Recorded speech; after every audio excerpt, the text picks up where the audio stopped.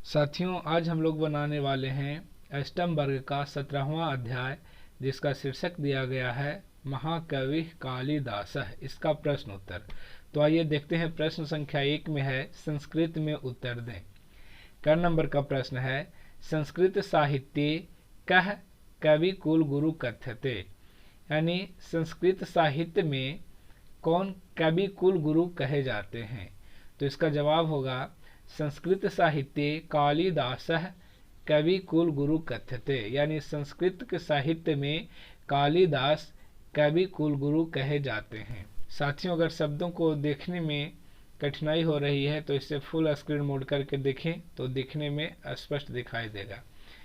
आते हैं ख नंबर प्रश्न में, कालिदासस्य विवाह कया सह अभवत, यानी कालिदास का विवाह किसके साथ हुआ।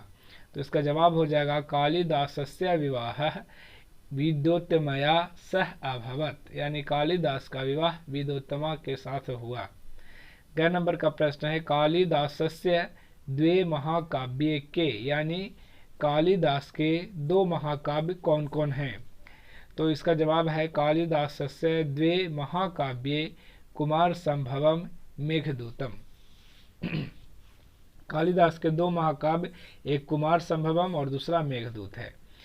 घ नंबर, दिलीपस्य गौ सेवा कस्मिन काव्ये अस्ति, यानी दिलीप की जो गौ सेवा की कहानी है वह किस महाकाव्य में लिखा गया है। तो जवाब इसका होगा, दिलीपस्य गौ सेवा रघुवंशे काव्ये अस्ति, रघुवंश नामक काव्य में है। अंग नंबर का प्रश्न है, कालिदासस्य सर्वश्रेष्ठम नाटकम किम अस्ति, कालिदास का सर्वश्रेष्ठ नाटक कौन सा है। तो इसका जवाब हो जाएगा, कालिदासस्य सर्वश्रेष्ठम नाटकम अभिज्ञान शकुंतलम अस्ति, कालिदास का सर्वश्रेष्ठ नाटक अभिज्ञान शकुंतलम है। अब देखते हैं प्रश्न संख्या 2। यहाँ कह रहा है, निर्देशानुसार शब्द रूप लिखें।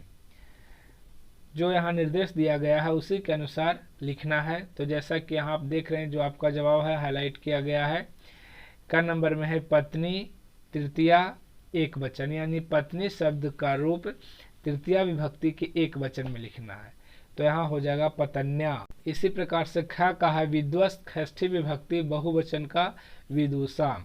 ग का है, गुरु प्रथमा विभक्ति बहुवचन, तो हो जाएगा गुरवः। घ है, कृति का पंचमी विभक्ति बहुवचन, तो हो जाएगा कीर्तिभ्यः।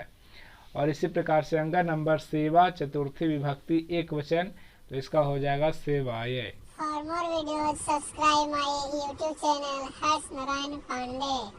अब देखते हैं प्रश्न संख्या 3। कह रहा है, उचित धातु या प्रत्यय से रिक्त स्थानों की पूर्ति करें।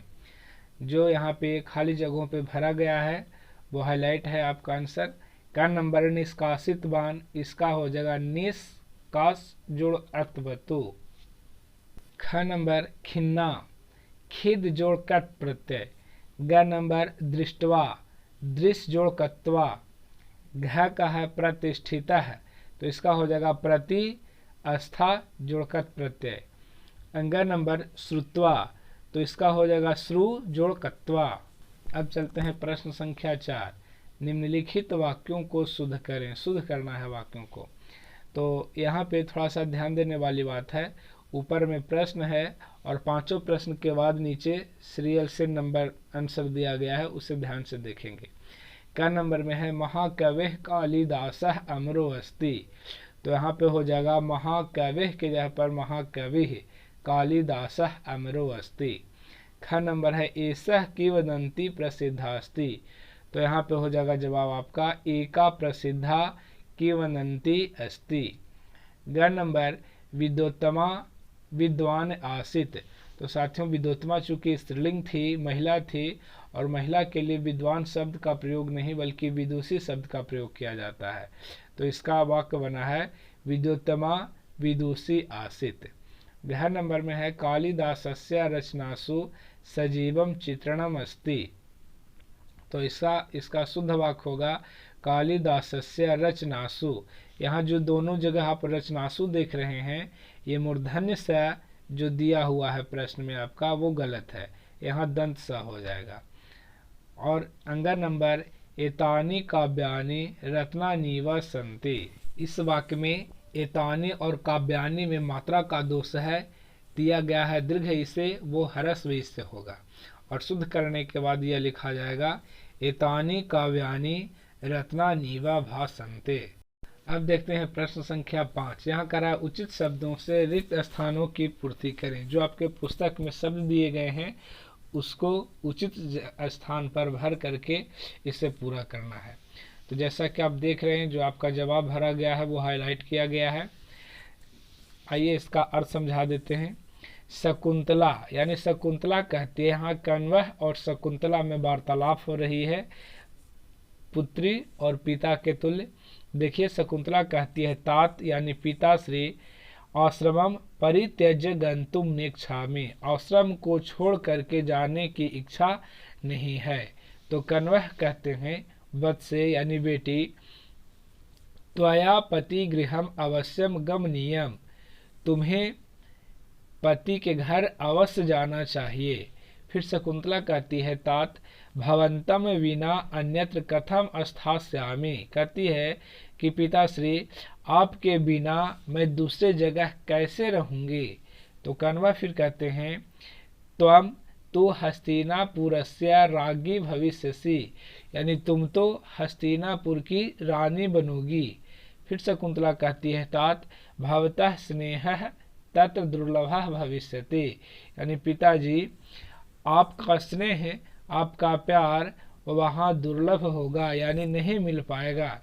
तो फिर कण्व कहते हैं वत्से बेटी ऐसा एवं संसारस्य रीति, यही है संसार की रीति, यही है संसार का नियम।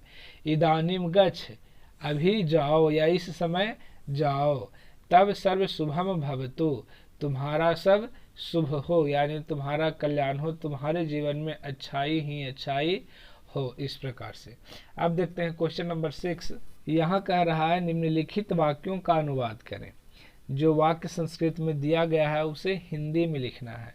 तो देखिए क्या नंबर का है, अनेके विद्वांसः तया सह शास्त्रार्थम कृतवन्तः परंतु ते सर्वे पराजिताः, यानी अनेक विद्वानों ने उसके साथ शास्त्रार्थ किया लेकिन वे सब हार गए। ख नंबर तत्कालिदासः स्वपत्नीं विदुत्तमां निकषागच्छत्, उसके बाद या तब, उसके बाद की जगह पे तब भी लिख सकते हैं।